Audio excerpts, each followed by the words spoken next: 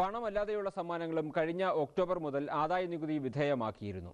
ഇവയുടെ മൂല്യം എങ്ങനെ കണക്കാക്കണം എന്നത് സംബന്ധിച്ച് പ്രത്യക്ഷ നികുതി ബോർഡ് നോട്ടീസ് പുറപ്പെടുവിച്ചു. വിശദാംശങ്ങളുമായി ഇനി ടാക്സ് ഗുരു. തിരഞ്ഞെടുത്ത ചോദ്യങ്ങൾക്ക് മറുപടി നൽകുന്നത് നികുതി വിദഗ്ധനും ചാർട്ടേഡ് അക്കൗണ്ടന്റുമായ കെ.സി. ജോസഫ് വർഗീസ്.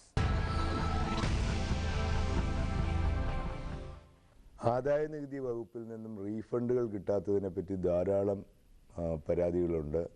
അത് സംബന്ധിച്ച് ഒരു റീഫണ്ട് ബാങ്കേഴ്സ് എന്ന് പറഞ്ഞിട്ട് പല മേജർ സിറ്റീസിലും ഇപ്പോൾ ആദായനികുതി വകുപ്പ് പുതിയ ബാങ്കേഴ്സിനെ തന്നെ നിയമിച്ചിട്ടുണ്ട്. എന്നിരുന്നാലും വളരെയധികം കാലതാമസം ഇതിനുണ്ടാകുന്നു. അതിനെപ്പറ്റി controller and auditor general of India ഈ കഴിഞ്ഞ ദിവസം ഒരു വളരെ നിശ്ചിതമായ വിമർശനമാണ് ആദായനികുതി വകുപ്പിന് നൽകിയിരിക്കുന്നത്. അതിനെ സംബന്ധിച്ചൊരു ചോദ്യമാണ് ശ്രീ ഫിലിപ്പ് ട്രിവാൻഡ്രത്ത് നിന്ന് അയച്ചിരിക്കുന്നത്.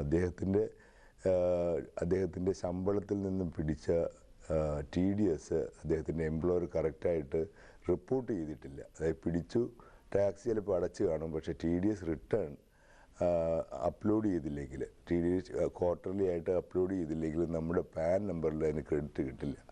അപ്പോൾ NSDL സൈറ്റിൽ നമുക്ക് ക്രെഡിറ്റ് കിട്ടിയാൽ മാത്രമേ നമുക്ക് അത് റീഫണ്ടിനോ അല്ലെങ്കിൽ നമ്മുടെ ടാക്സിൽ അഡ്ജസ്റ്റ് ചെയ്യാനോ സാധ്യമാകുള്ളൂ. അതുകൊണ്ട് ഇതിൻ്റെ അകത്ത് നമുക്ക് താങ്കൾക്ക് ചെയ്യാവുന്ന ഒരു കാര്യം, താങ്കളുടെ എംപ്ലോയറെ കൊണ്ട് ആ TDS റിട്ടേൺസ് കറക്റ്റായിട്ട് NSDLൻ്റെ സൈറ്റിലേക്ക് അപ്ലോഡ് ചെയ്യുക എന്നുള്ളതാണ്. അത് വാസ്തവത്തിൽ അങ്ങനെ ചില എംപ്ലോയേഴ്സ് TDS പിടിച്ചിട്ട് അടക്കാത്തവരുണ്ട്, TDS പിടിച്ചിട്ട് അടച്ചതിന് ശേഷവും റിട്ടേൺ സമർപ്പിക്കാത്തവരുണ്ട്. ഇതിൻ്റെ എല്ലാം അതിൻ്റെ ഫലം അനുഭവിക്കുന്നത് നികുതിദായകനാണ്. ഇത് തീർത്തും നിർഭാഗ്യകരമായ ഒരു സിറ്റുവേഷനാണ് എന്നുള്ള കാര്യത്തിൽ സംശയമില്ല. അത് തന്നെയാണ് controller and auditor general of ഇന്ത്യയും പറഞ്ഞിരിക്കുന്നത്. വരും കാലങ്ങളിൽ ഉടനെ തന്നെ അതിനൊരു പരിഹാരം ഉണ്ടാകും എന്ന് പ്രതീക്ഷിക്കാം. ഇതിന് വേറൊരു മാർഗമുള്ളതെന്ന് വെച്ചാൽ 26AS എന്ന് പറഞ്ഞിട്ട് ഒരു രജിസ്ട്രേഷൻ ഉണ്ട്. നമ്മുടെ ടാക്സ് ക്രെഡിറ്റ്, നമ്മളുടെ TDS എത്ര പിടിച്ചിട്ടുണ്ട്, NSDL നമ്മുടെ പാനിൻ്റെ കീഴിൽ എത്ര ക്രെഡിറ്റ് വന്നിട്ടുണ്ടെന്ന് ഓരോരുത്തർക്കും പരിശോധിക്കാനുള്ള ഒരു സംവിധാനം ഇൻകം ടാക്സിൻ്റെ സൈറ്റിൽ ലഭ്യമാണ്. അതുപയോഗിക്കുകയാണെങ്കിൽ നിങ്ങളുടെ എംപ്ലോയർ അടച്ചിട്ടുണ്ടോ, അടച്ചതിന് റിട്ടേൺ സമർപ്പിച്ചിട്ടുണ്ടോ എന്ന് നിങ്ങൾക്ക് ഇൻഡിവിജ്വലായിട്ട് പരിശോധിക്കാം. നിസ്സാരമായൊരു തുക നൽകിയാൽ അതിന് രജിസ്ട്രേഷൻ ലഭ്യമാണ്. അടുത്ത ചോദ്യം ശ്രീ നൌഷാദ് കണ്ണൂരിൽ നിന്നാണ്. എത്ര രൂപ എനിക്ക് ബാങ്കിൽ ഡെപ്പോസിറ്റ് ചെയ്താൽ നികുതി കൂടാതെ രക്ഷപ്പെടാം എന്നാണ് ചോദിച്ചിരിക്കുന്നത്. താങ്കൾക്ക് ഏകദേശം ഒരു 8% പ്രതിവർഷം പലിശ വരുമാനം ലഭിക്കുകയാണെങ്കിൽ ഒരു 20 ലക്ഷം രൂപ വരെ ഇട്ടാൽ 1,60,000 രൂപയിൽ താഴെ ഇൻട്രസ്റ്റ് ഇൻകം വരും. അപ്പോൾ ബേസിക് എക്സംപ്ഷൻ താഴെയാണ്. അതുകൊണ്ട് 20 ലക്ഷം രൂപ വരെ ധൈര്യമായിട്ട് ബാങ്കിൽ ഡെപ്പോസിറ്റ് ചെയ്യാം, 8% പലിശയാണെങ്കിൽ. അടുത്ത ചോദ്യം അയച്ചിരിക്കുന്നത് ശ്രീ റേച്ചൽ ബാംഗ്ലൂരിൽ നിന്നാണ്. അവർ ഇൻകം ടാക്സിനെ സംബന്ധിച്ചിടത്തോളം സ്റ്റേറ്റ്മെൻറ്റ് എംപ്ലോയർക്ക് നൽകിയപ്പോൾ പല ഡിഡക്ഷൻസും, അതായത് LIC പോലുള്ള ഡിഡക്ഷൻസ് എല്ലാം റിപ്പോർട്ട് ചെയ്യാൻ വിട്ടുപോയി. അതുകൊണ്ട് കൂടുതൽ തുക ഇൻകം ടാക്സ് ആയിട്ട് അവരുടെ എംപ്ലോയർ പിടിച്ചിട്ടുണ്ട്. അത് തിരിച്ചു കിട്ടാൻ ഇങ്ങനെ ഒമിറ്റ് ചെയ്തുകൊണ്ട് ഇനി രക്ഷയുണ്ടോ, രണ്ടാമത് നമുക്ക് ക്ലെയിം ചെയ്യാൻ സാധിക്കുമോ എന്നാണ് ചോദിച്ചിരിക്കുന്നത്. തീർച്ചയായിട്ടും ക്ലെയിം ചെയ്യാം.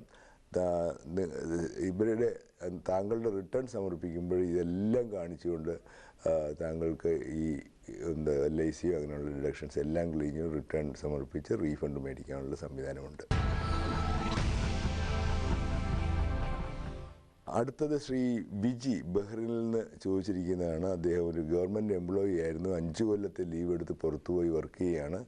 അദ്ദേഹത്തിന് പുറത്ത് കിട്ടുന്ന ശമ്പളം അല്ലെങ്കിൽ വരുമാനം ഇവിടെ ടാക്സബിളാണ്, ഇന്ത്യയിൽ വേറെ വരുമാനം ഇല്ല എന്നാണ് ശ്രീ വിജയ് പറഞ്ഞിരിക്കുന്നത്. ഇന്ത്യത്ത് നമ്മൾ പല പ്രാവശ്യം നേരത്തെ പറഞ്ഞിട്ടുള്ളതാണ്, ഇന്ത്യക്ക് പുറത്ത് നമ്മളൊരു നോൺ റെസിഡൻ്റ് ആയിരിക്കുന്നിടത്തോളം കാലം ഇന്ത്യക്ക് പുറത്ത് ഏൺ ചെയ്യുന്ന വരുമാനത്തിന് ഇന്ത്യയിൽ നികുതി നൽകേണ്ടതില്ല. താങ്കൾക്ക് ഇവിടെ വേറെ എന്തെങ്കിലും വരുമാനമുണ്ടോ, ഫോർ എക്സാമ്പിൾ വാടക വരുമാനമോ അല്ലെങ്കിൽ പലിശ വരുമാനമൊക്കെ ഇന്ത്യയിലുണ്ടെങ്കിൽ അതിന് നികുതി ബാധ്യത വന്നേക്കാം. പക്ഷേ താങ്കൾ നൽകിയിരിക്കുന്ന വിവരം അനുസരിച്ച് താങ്കൾക്ക് നികുതി ബാധ്യത വരുന്നതല്ല. അടുത്ത ശ്രീ അലക്സ് ചോദിച്ചിരിക്കുന്നതാണ്. അദ്ദേഹം കുറച്ച് ഫ്യൂ ലാക്സ് ഓഫ് മണി എന്നാണ് പറഞ്ഞത്. I earn few lakhs of money through short term share trading. അതിന് വരുന്ന ടാക്സ് ലയബിലിറ്റിയാണ്. ഫ്യൂ ലാക്സ് എന്ന് പറഞ്ഞു കഴിഞ്ഞാൽ എത്രയാണെന്ന് പറഞ്ഞിട്ടില്ല, പക്ഷേ അതിനെപ്പറ്റി നമ്മൾ ബോധർ ചെയ്യേണ്ട കാര്യമില്ല.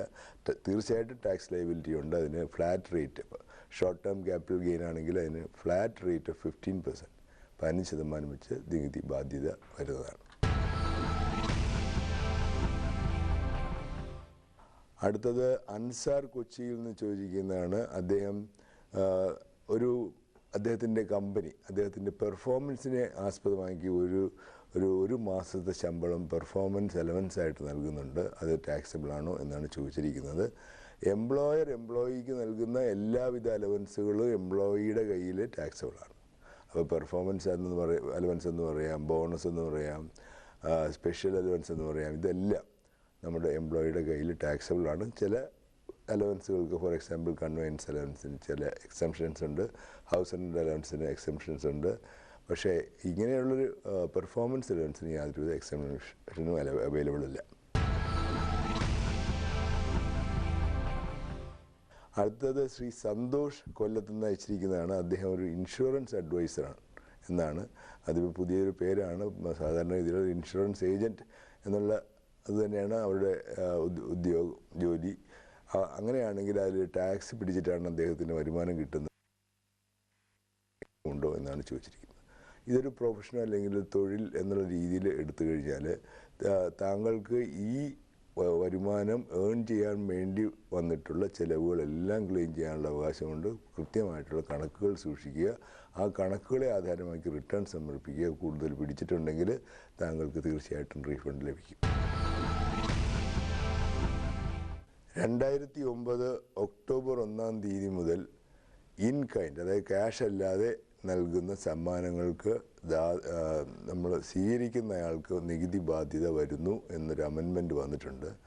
അങ്ങനെ വരുമ്പോഴത്തേക്ക് ഇമ്മൂവബിൾ പ്രോപ്പർട്ടി വരാം, ജുവലറി വരാം, അല്ലെങ്കിൽ